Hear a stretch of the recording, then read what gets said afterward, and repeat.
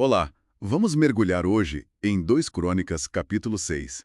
É um momento, assim, grandioso, né? Com certeza. Salomão finalmente terminou o templo em Jerusalém. Aquele projeto enorme que Davi, o pai dele, sonhou. E agora Salomão está dedicando a Deus. É o clímax de um esforço gigantesco. Exato.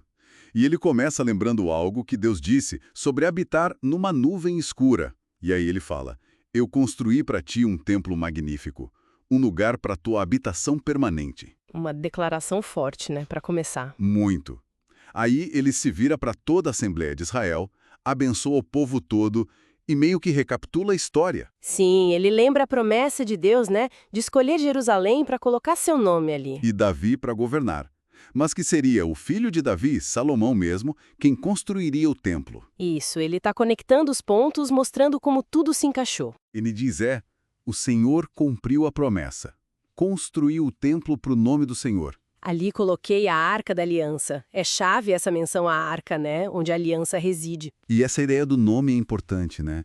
Não é só como a gente chama Deus, é mais a presença dele ali. Exatamente. Não é que Deus, o infinito, caiba no templo, mas é um local que ele mesmo escolheu, sabe? Para manifestar sua presença, sua autoridade de um jeito especial. É onde o céu e a terra se encontram, simbolicamente. Entendi. Bom, aí vem a cena da oração. Salomão sobe numa plataforma de bronze, feita para a ocasião, fica de joelhos, Uma postura de humildade, mesmo sendo rei, né? sim, e ele estende as mãos para os céus e começa a orar. A oração inicia exaltando a fidelidade de Deus, sabe? Principalmente a promessa feita a Davi sobre a descendência dele. É uma abertura que reconhece a grandeza e a constância de Deus na aliança. Mas logo em seguida vem um momento de uma honestidade teológica impressionante. Qual? Aquela parte, Isso. ele pergunta, né? Mas será que Deus pode realmente habitar na terra com os homens? E ele mesmo responde, né? Os céus, nem os mais altos céus não podem te conter, muito menos este templo que construí. Puxa, isso é forte. O próprio construtor do templo dizendo que o templo é pequeno demais para Deus. Exato. Isso mostra uma compreensão profunda da transcendência divina. Ele não está iludido achando que prendeu Deus ali. Faz todo sentido. E essa consciência, né, de que Deus é maior que o templo, parece que molda o resto da oração. Totalmente. O foco muda. Não é mais sobre Deus morar ali, mas sobre Deus ouvir dali. Ah, boa! Então a oração vira um grande apelo para que Deus ouça as súplicas que forem feitas em direção àquele lugar. Tal. É verdade. Ele fala de disputas legais que precisassem de juramento no altar. Sim. Derrota militar por causa de pecado do povo, Seca, falta de chuva. fome, pragas de todo tipo, cerco de inimigos.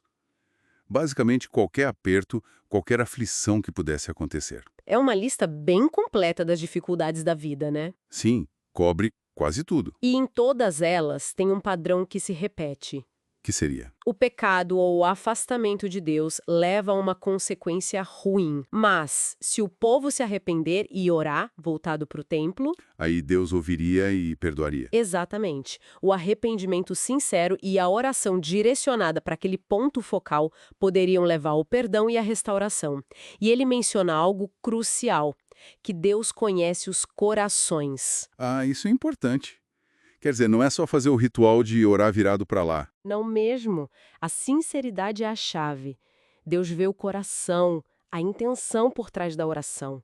Não é mágica, é relacionamento, é voltar-se para Deus de verdade. Entendi. O templo é o ponto de encontro, mas o que vale é a atitude interior. Perfeito.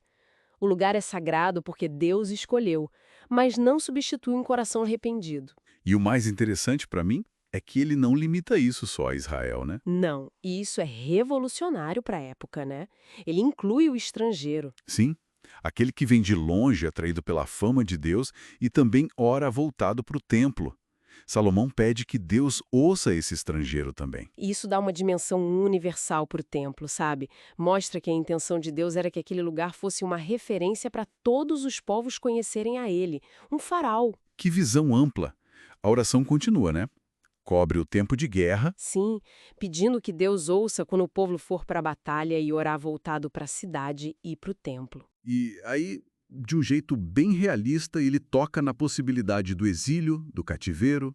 Ele encara de frente a possibilidade do fracasso humano. Ele diz, não há ninguém que não peque. Uma constatação dura, mas verdadeira. E mesmo nessa situação extrema, no exílio, longe da terra, longe do templo, Ainda há esperança. Ele pede que, mesmo cativos, se o povo se arrepender de todo o coração e orar voltado para a terra, para a cidade, para o templo, Deus ainda assim ouviria lá do céu. sim, que Deus ouvisse, perdoasse e agisse em favor deles.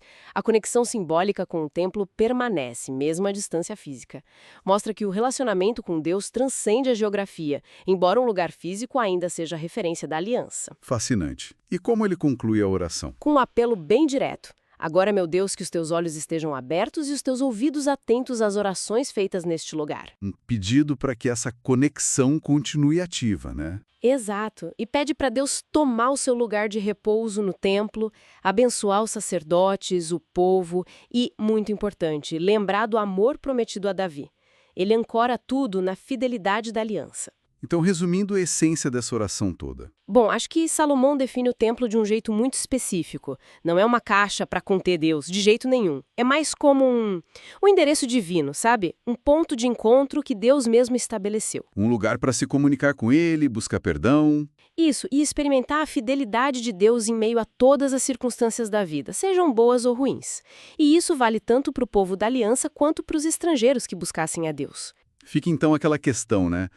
Como a gente concilia essa ideia de um Deus tão imenso que nem os céus dos céus pode conter? Com a escolha dele de um lugarzinho específico aqui na Terra, Jerusalém, o templo, para colocar o seu nome e se relacionar com a gente de forma tão próxima, tão particular. É algo para se pensar, né?